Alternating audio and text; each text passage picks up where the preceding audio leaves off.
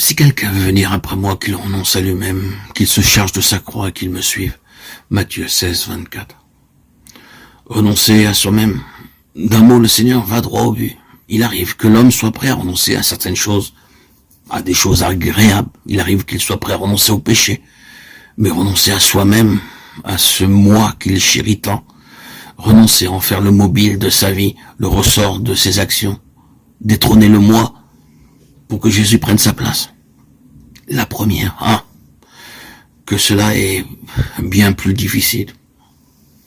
Renoncer à soi-même, frères et sœurs bien-aimés en Christ, l'emploi de tout autre mot eût amoindri, limité le champ d'action de la croix, et par conséquent, limiter la délivrance. En effet, chers amis, le résultat ultime de la croix, c'est l'affranchissement de soi-même, la délivrance du moi. Auditeur, auditrice, si quelqu'un se charge de la croix, accepte l'esprit de la croix, manifesté en Christ au calvaire, et renonce à soi-même, il est alors assuré d'être affranchi du péché, des terreurs de la loi du monde et de l'esclavage de Satan. Qu'il soit 1000 fois béni cet évangile du calvaire dans sa simplicité, sa profondeur, son efficacité, sa sagesse, car le moi est bien la cause de tous les troubles, de toutes les rébellions, tous les égoïsmes, de l'orgueil et du péché. Que l'homme se considère comme cloué au bois avec le Christ, jour après jour, heure après heure, que dans les difficultés, les luttes inhérentes à cette vie, il renonce à soi-même et habite dans le calme et la paix du Sauveur.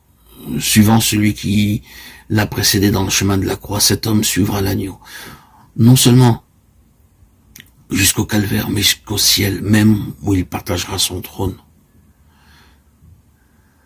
Y aurait-il pour les disciples un autre chemin que celui que le Christ a suivi? Évidemment non.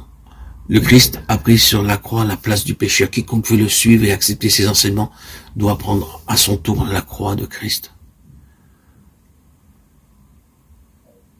Lorsque les disciples avaient commencé à suivre Jésus de Nazareth, ils n'avaient sûrement jamais entrevu la possibilité du calvaire. Jésus les avait appelés, ils crurent qu'il était le Christ et le suivirent.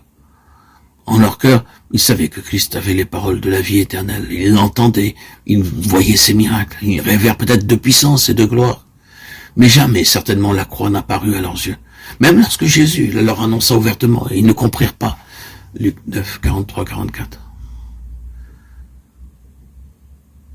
Il en va toujours de même avec la plupart des enfants de Dieu. Ils n'envisagent pas la possibilité de la croix. Mais les premiers disciples ne savaient pas ce que nous savons. La tragédie du calvaire ne s'était pas encore déroulée sous leurs yeux. Ceux qui suivent un Seigneur crucifié doivent l'être à leur tour. Ici-bas, la croix. Au ciel, seulement, le trône.